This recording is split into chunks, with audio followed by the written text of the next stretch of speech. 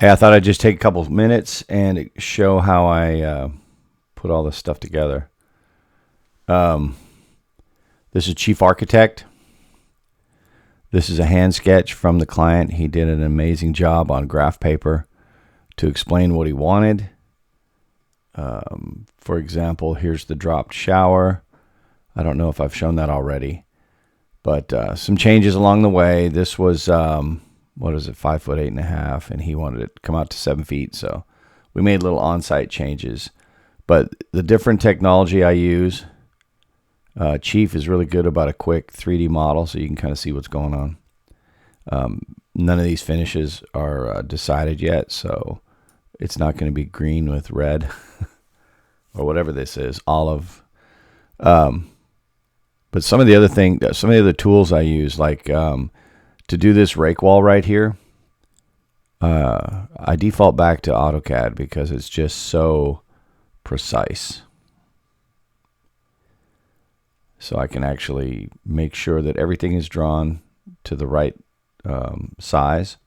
And then when you dimension it, everything is correct. And you might see chaos here, but actually this is drawn so accurately that I just lay out the bottom plate. This measurement here for this long plate right here is 19 foot 1 5/8. So I make 2 of those, and then I hook on the long point down here. And that's why all my dimensions start down here. And I lay out to the long point of each one of these, and these bevels are 14.04 degrees.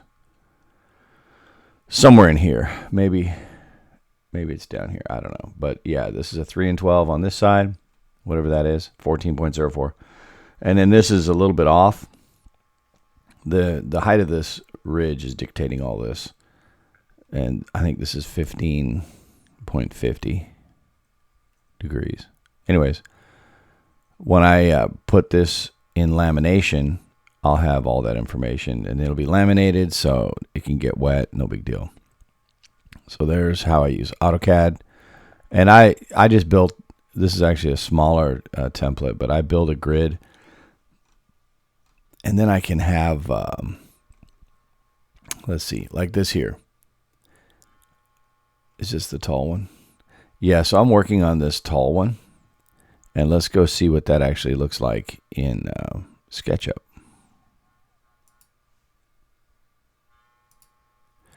So this big tall piece of, and as you can see, I've got some layers turned off. That's why it looks kind of strange. Like if I was to make it look like a house. The one you just saw in AutoCAD is this wall, and I haven't put all the windows and stuff in because it takes a little bit to make the model do all that, and so I'm not taking a bunch of time for this. But this wall, this green wall, goes along the stairs, so we're going to make one big, tall rake wall.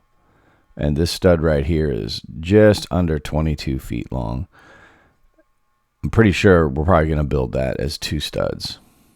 So I'll come up 6 feet, and then I'll put a 12-footer, and then I'll put the balance, and then I'll start with a 12-footer, and then another 12-footer, and or maybe a 6-footer, and then a balance, so that I overlap the connection by like 6 feet.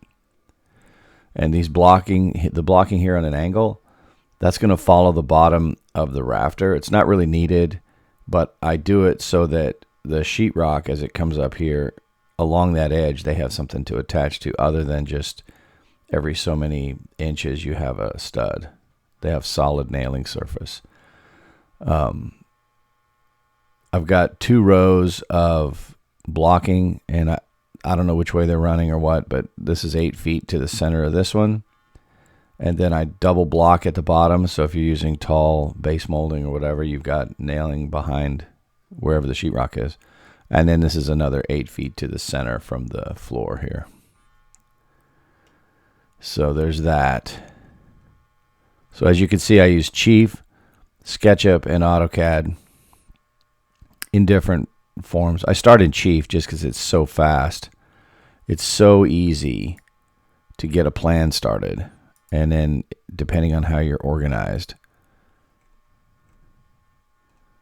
there's that wall. This is the rake part right here.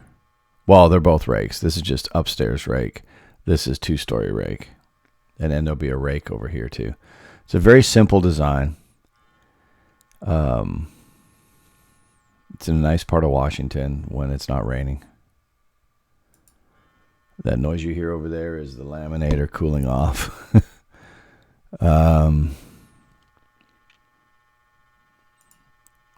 Yeah, there's the roof. We're going to use I-joist. We're going to make a little change here. These cupolas, we're going to, he had the rafters going all the way through, and then you'd see them, they'd be exposed. That has changed, so we're going to header these off, build the cupolas on the ground, and make them about 1/4 inch all the way around shy of the hole we're going to build. And then we can just forklift them up and slide them down into the hole, and then screw them into the sides with structural screws, or shoot them. We'll probably screw these with like some Simpson. What's that? There's this new Simpson. It's pretty cool. Or Fasten Master ledger locks. But there you go. That's what I've been doing. I just thought I'd share with people. Some people are diehard only one piece of software, and I'm that way with an iPhone. I'm kind of a fanboy of Apple, but I don't believe in locking myself into one thing. Just like tools, a hammer can't do everything, you know. So I'm not afraid. SketchUp's really cool. SketchUp's a lot of work, though. You have to draw every one of these. You have to create at least one, and then you can copy and paste and blah blah blah. But SketchUp is, I don't know how to use it as a 3D modeling tool like this here. All I got to do here, if I need to see what this house looks like, is hit this camera.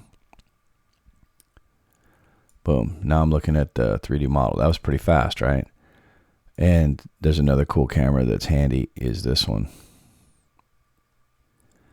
It's Dollhouse. So you can see how it's going to look. I don't know if they're going to have carpet up there, hardwood. I doubt it's even that color. A lot of this is default. But it lets you see space planning and make sure the sizes are right. This stair is going to be interesting because it starts downstairs, comes up, comes out here, turns, goes up, and goes up again. So it's a stacked stair system. And then we'll go down one more. There's the basement. And we're going to start joisting. So this has been modified a little bit already. And as you can see, he actually had 2 different levels of block, and his design started getting complicated for Chief to keep up with. So that's Chief. SketchUp, see how this is? This is his joist on the plate, and then inside here, I wonder if I can turn some of that off.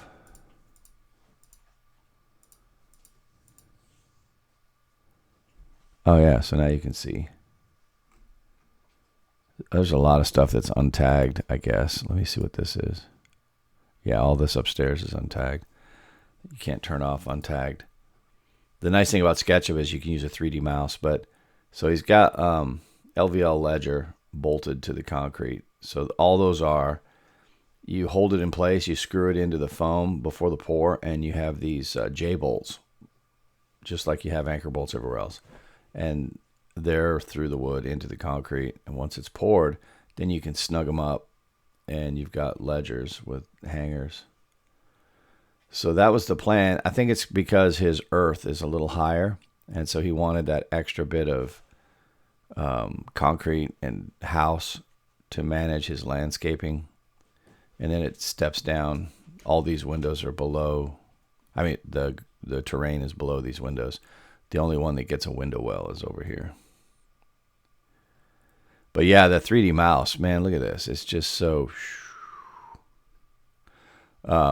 if you use SketchUp, Madik BIM, should look into that. He has so many things that he shares, so it's very cost effective. He did these joists. Happens to be the brand that we're using, the BCI 5000s, all down this side. And then, hang on a sec, where are we at here? No, this whole left side is all BCI 5000s. Over here it's BCI 6000. And then right here is BCI 60 2.0 right here. And then back to 5000. Anyways, fun. I'll take pictures today. And there you go. So use the software that works for you. If you're just getting into this, figure out SketchUp, because you can use SketchUp Go for free on a browser. And then the Pro, I think, is $600 a year. And the Pro just gives you a lot more options. And then you're going to be buying extensions to make it do what you want. And what's nice about SketchUp, it's not just for construction; it's for anything. There's a guy that did 3D model of the New Jersey battleship, like some of the big gun turrets, and he used actual plans, so it's real. It looks for real. So, and AutoCAD's AutoCAD. They used to be 3 years for $800. Now they're 1 year for $800. So I don't know what happened there.